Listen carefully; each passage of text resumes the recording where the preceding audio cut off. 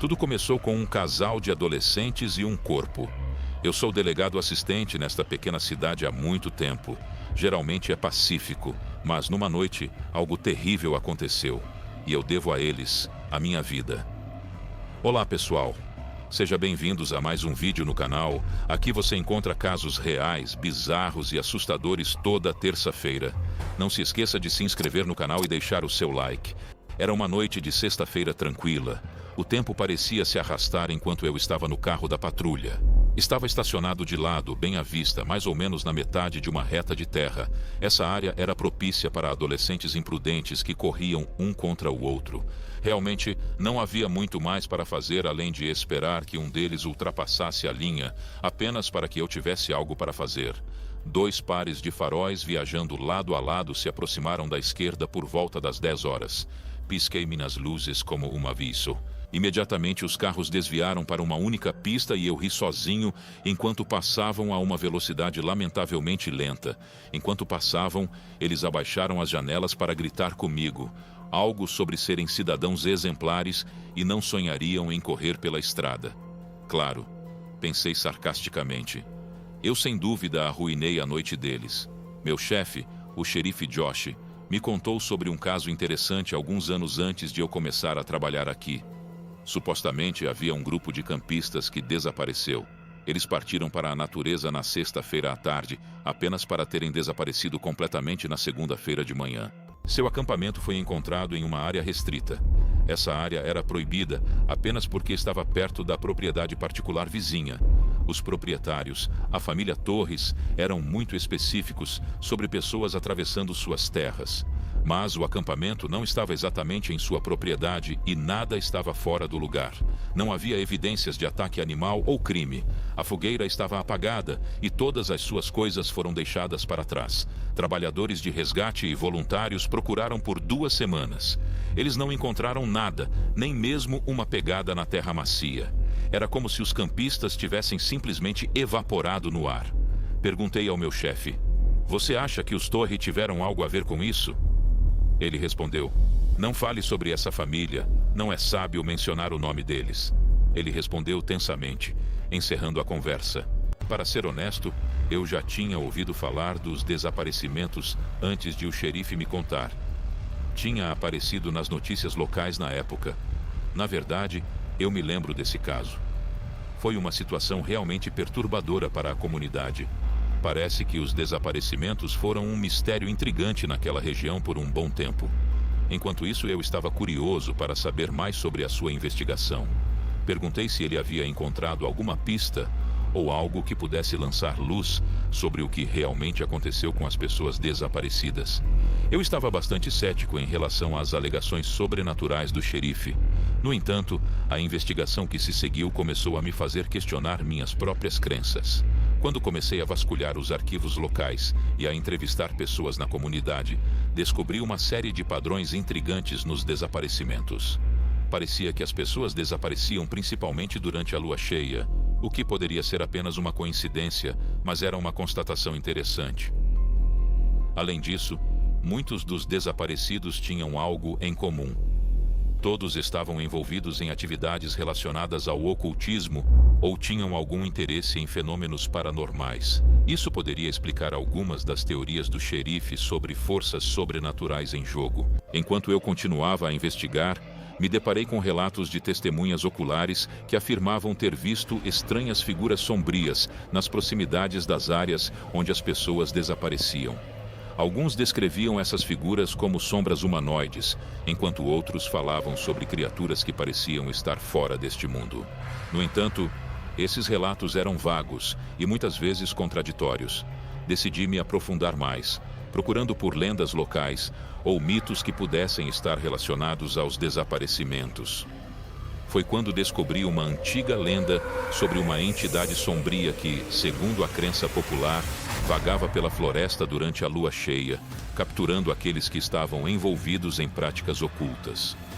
No entanto, eu sabia que não podia basear minha investigação apenas em lendas locais. Eu precisava de evidências concretas para entender o que realmente estava acontecendo. Foi quando decidi montar uma armadilha, usando uma das pessoas da comunidade como isca. Alguém que tinha interesse no ocultismo e que estava disposto a ajudar. Na noite da lua cheia, nos escondemos em um local estratégico, esperando ver se algo incomum aconteceria. E, para minha surpresa, algo aconteceu. Vimos uma sombra escura se movendo rapidamente entre as árvores, aproximando-se da pessoa que servia como isca. Antes que pudéssemos reagir, a sombra desapareceu, levando a pessoa consigo. Fiquei chocado com o que testemunhei e, ao mesmo tempo, fascinado. Era evidente que algo sobrenatural estava acontecendo, mas eu ainda não tinha todas as respostas. Decidi aprofundar ainda mais minha investigação, buscando entender a origem e a natureza dessa entidade sombria, na esperança de encontrar uma maneira de detê-la e trazer paz à comunidade assombrada pelos desaparecimentos inexplicáveis. Na busca por respostas, mergulhei ainda mais fundo no estudo das lendas locais e do ocultismo. Consultei livros antigos, perguntei a especialistas em folclore e explorei registros históricos da região. Foi então que encontrei uma referência a uma antiga sociedade secreta que supostamente praticava rituais sombrios na área décadas atrás. Os membros dessa sociedade acreditavam em entidades sombrias que podiam conceder poderes sobrenaturais em troca de oferendas humanas. Essa descoberta me intrigou profundamente e comecei a aprofundar minha pesquisa sobre essa sociedade secreta. Com a ajuda de arquivos empoeirados e histórias transmitidas oralmente, comecei a traçar os passos dessa organização misteriosa. À medida que a história se desenrolava, ficava cada vez mais claro que as atividades dessa sociedade estavam diretamente ligadas aos desaparecimentos inexplicáveis que atormentavam a região. Descobri que essa sociedade costumava se reunir em uma área isolada da floresta, não muito longe da cidade. Seguindo essa pista, decidi investigar o local. À luz da lua cheia, me aventurei na floresta, seguindo um caminho antigo que, segundo os registros, levava ao esconderijo da sociedade secreta. Enquanto me aproximava do local, comecei a sentir uma presença estranha no ar, como se estivesse sendo observado por olhos invisíveis. Minha intuição dizia que eu estava perto de descobrir algo importante, mas também senti uma onda de medo e apreensão. Ignorando meus sentimentos, continuei avançando, guiado pela determinação de desvendar o mistério que assombrava a cidade. Finalmente cheguei a uma clareira no coração da floresta. No centro da clareira, havia uma antiga pedra ritualística coberta de símbolos esotéricos. Enquanto estudava os símbolos, percebi que estavam ligados a uma antiga divindade sombria, adorada pela sociedade secreta. Nesse momento, uma sombra escura começou a se materializar diante dos meus olhos, ganhando forma e substância. Era a entidade sombria que assombrava a cidade. Sentindo uma mistura de terror e fascinação, continuei a observar enquanto a entidade começava a se comunicar comigo telepaticamente. Ela se identificou como um ser ancestral, uma criatura das trevas que havia sido invocada pelos membros da sociedade secreta décadas atrás.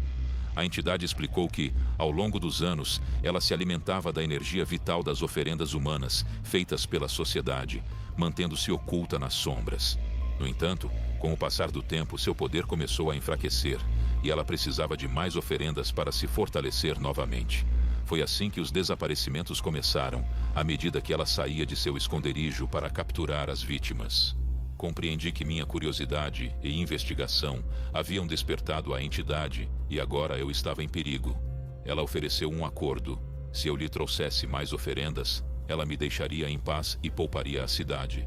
No entanto, eu sabia que não podia aceitar tal proposta. Em vez disso, reuni toda a coragem que tinha e comecei a recitar antigas palavras de banimento que havia encontrado durante minhas pesquisas. À medida que eu recitava as palavras, a entidade começou a contorcer-se de dor. Sabendo que não poderia mais se esconder nas sombras, ela desapareceu numa explosão de energia, deixando para trás uma sensação de alívio e tensão no ar. A cidade estava finalmente livre da entidade sombria e os desaparecimentos inexplicáveis cessaram. No entanto, eu sabia que a paz era frágil e que eu precisava continuar vigilante contra as forças do ocultismo que poderiam ameaçar a cidade no futuro. Direção de dublagens: Contos da Eli.